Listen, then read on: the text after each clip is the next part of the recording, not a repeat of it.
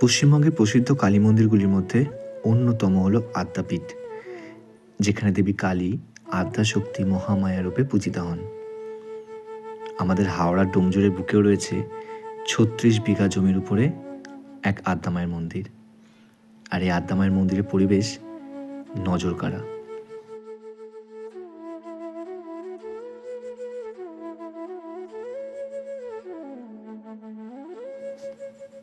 মন্দিরের সামনেই রয়েছে স্বয়ং ভোলানাথের মন্দির, যেটি সম্পূর্ণ পাথরের তৈরি।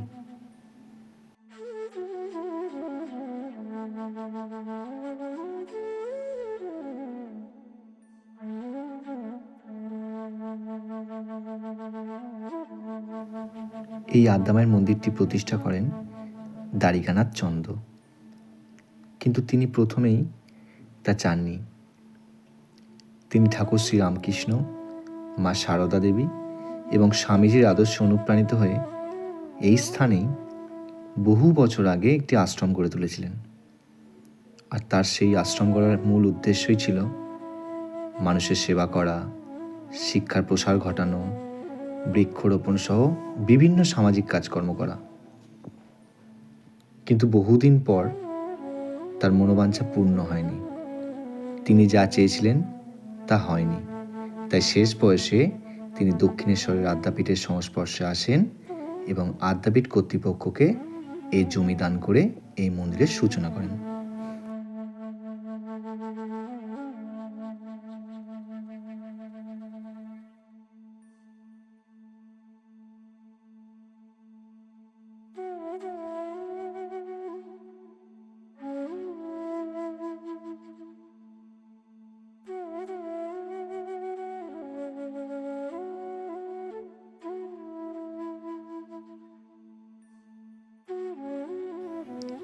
মন্দির সংলগ্ন পুরো চত্বরটি বিভিন্ন গাছগাছালিতে ভরা। চারিদিকে সবুজ, পাখির কলতান এবং নজরকাড়া পরিবেশ এক নিমেষে মন ভালো করার জন্য যথেষ্ট। ডোমজুড় থেকে যে রাস্তাটা নোনাকুণ্ডু যাচ্ছে, সেই রাস্তাতেই পড়বে এই আদ্যামায়ের মন্দিরটি।